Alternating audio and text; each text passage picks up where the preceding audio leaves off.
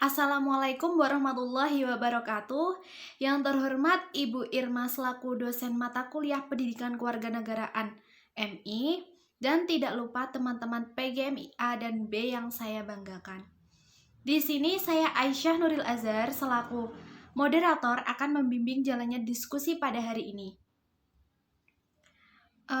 Sebelumnya saya akan memperkenalkan anggota kelompok saya terlebih dahulu.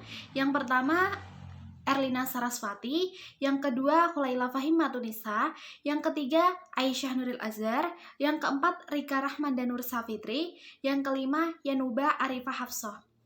Untuk topik yang akan kita bahas pada hari ini yaitu pengembangan strategi pembelajaran pendidikan kewarganegaraan. Untuk pemateri, saya persilahkan untuk mempresentasikan makalah. Perkenalkan, nama saya Khulaila Fahimatunisa dengan NIM 1913000149. Saya dari kelas PGMI 3A. Di sini saya sebagai pemateri yang pertama akan menjelaskan tentang pengertian strategi pembelajaran.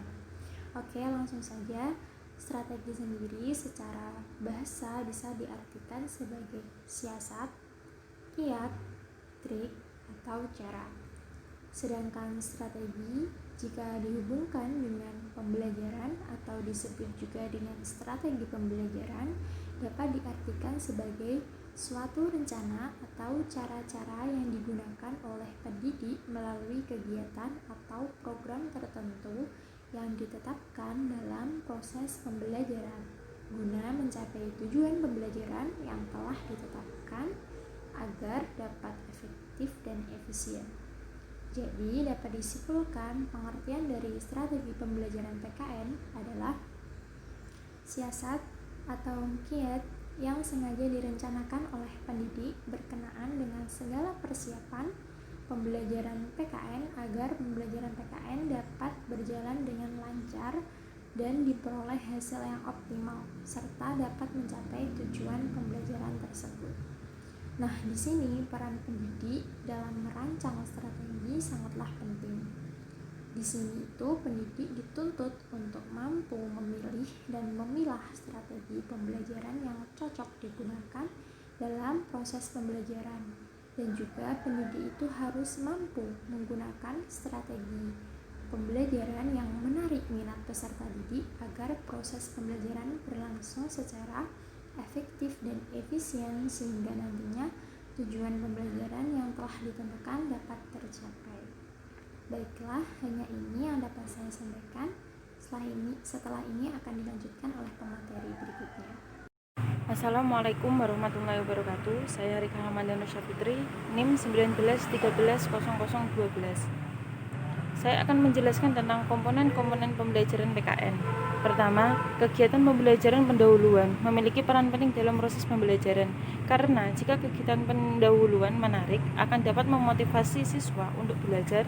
Yang kedua, menyampaikan informasi dalam kegiatan ini, pendidik menetapkan secara pasti informasi, konsep, aturan, dan prinsip yang akan disajikan kepada peserta didik. Selanjutnya, teknik yang dapat dilakukan dalam kegiatan pembelajaran pendahuluan. Yang pertama, menjelaskan tujuan pembelajaran. Yang kedua, melakukan apresiasi pada peserta didik. Selanjutnya, beberapa hal yang perlu diperhatikan dalam menyampaikan informasi. Yang pertama, urutan penyampaian, ruang lingkup materi yang disampaikan. Yang ketiga, materi yang akan disampaikan. Selanjutnya, beberapa hal yang terkait dengan partisipasi peserta didik. Yang pertama, latihan dan praktik diberikan setelah peserta didik diberi informasi. Dan yang kedua yaitu umpan balik. Kegiatan-kegiatan yang dapat dilakukan dalam mengoptimalkan hasil belajar peserta didik. Yang pertama, memberikan tugas atau latihan yang harus dikerjakan di rumah. Yang kedua, menjelaskan kembali bahan pembelajaran. Yang ketiga, membaca materi tertentu. Yang keempat, memberi motivasi dan bimbingan belajar. Ada 4 komponen oleh Suparman dalam strategi pembelajaran.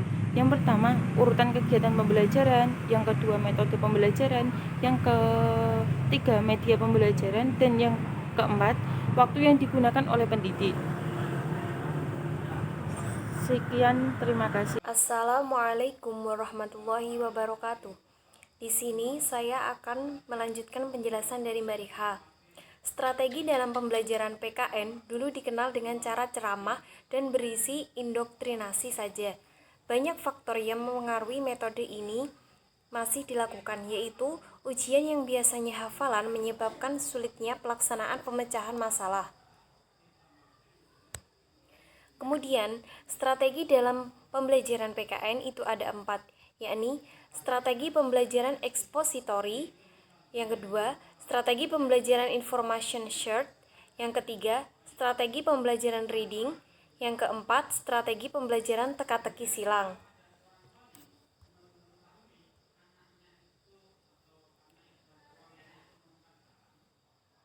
Lalu, pengertian strategi pembelajaran, yakni cara-cara yang akan dipilih oleh pengajar untuk menyampaikan materi pembelajaran guna memudahkan peserta didik memahami materi pembelajaran. Kemudian, pengertian pembelajaran.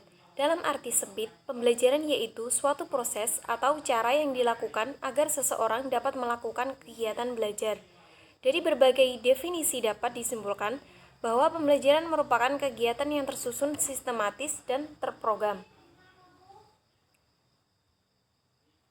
Ada beberapa hal yang harus diperhatikan dalam strategi pembelajaran. Yang pertama, kesesuaian dengan instruksional yang akan dicapai. Yang kedua, kesesuaian dalam bidang studi. Yang ketiga, strategi pembelajaran mengandung kegiatan yang mencakup metode pembelajaran yang relevan. Yang keempat, kesesuaian dengan kemampuan profesional guru. Dan yang terakhir, cukup waktu yang tersedia. Strategi pembelajaran PKN itu ada 2 model, yakni model ceramah dan model college bell. Sekian dari saya. Wassalamualaikum warahmatullahi wabarakatuh. Selanjutnya, saya akan menjelaskan mengenai pembelajaran PKN di SD atau MI. Ada beberapa pembelajaran. Yang pertama, ada pembelajaran langsung. Yang kedua, ada pembelajaran interaktif. Nah, dalam pembelajaran interaktif ini ada beberapa, yaitu ada debat, bermain peran, membina sikap, memahami nilai di lingkungan masyarakat, memberi kesempatan untuk menghayati peran dalam bentuk simulasi, memberi pembelajaran yang menyenangkan, curah pendapat. Dalam menerapkan metode curah pendapat, ada 2 yang perlu diperhatikan, yaitu step pertama, diutamakan agar diperoleh gagasan sebanyak mungkin. Step kedua, menunda pemberian kritik. Nah, apa tujuan penggunaan metode curah pendapat itu? Yang pertama ada memfokuskan perhatian siswa kepada tema. Yang kedua ada membangkitkan semangat siswa untuk berpendapat. Yang ketiga ada melatih siswa mengekspresikan gagasan-gagasan. Yang keempat ada melatih daya kreativitas. Yang kelima ada melatih siswa menerima dan menghargai perbedaan. Yang keenam ada mendorong siswa agar lebih berani menanggung resiko. Yang ketujuh ada menunjukkan kepada siswa bahwa pengetahuan dan kecakapan berbahasa memiliki kegunaan. Pembelajaran tidak langsung. Nah, pembelajaran tidak langsung ini ada beberapa lagi. Yang pertama ada pemecahan masalah, metode inquiry, peta konsep. Pertama, pemecahan masalah. Ada 2 jenis pemecahan masalah, yaitu pemecahan masalah yang bersifat reflektif dan pemecahan masalah yang bersifat kreatif. Pemecahan masalah fokus kepada upaya mengetahui persoalan dengan mempertimbangkan faktor kemungkinan untuk menemukan solusi. Yang kedua ada metode inquiry. Metode ini memberikan kesempatan agar siswa memperoleh pengalaman pengumpulan informasi. Yang terakhir ada peta konsep. Peta konsep adalah bentuk khusus untuk mengeksplorasi pengetahuan dan mengumpulkan berbagai informasi. Pembelajaran melalui pengalaman. Nah, apa itu? Secara umum, pembelajaran melalui pengalaman menggunakan metode pendekatan siswa yang aktif, meliputi karya, wisata, percobaan pembelajaran, permainan, pengamatan lapangan, bermain peran, dan survei. Keterampilan dasar dalam mengajar. Apa saja sih keterampilan dasar dalam mengajar? Yang pertama ada bertanya, yang kedua ada menjelaskan, yang ketiga ada memberi pengetahuan, dan yang terakhir yaitu keterampilan mengajar kelompok kecil. Terima kasih. Jadi kesimpulan dari makalah kelompok kami yaitu Strategi pembelajaran adalah suatu rencana atau cara-cara yang digunakan oleh pendidik melalui kegiatan atau program tertentu yang ditetapkan dalam proses pembelajaran guna mencapai tujuan pembelajaran yang telah ditetapkan agar dapat efektif dan efisien. Adapun pengertian dari strategi pembelajaran PKN adalah siasat atau giat yang sengaja direncanakan oleh pendidik berkenaan dengan segala persiapan pembelajaran PKN agar pembelajaran PKN dapat berjalan dengan lancar dan memperoleh hasil yang optimal serta dapat mencapai tujuan pembelajaran tersebut.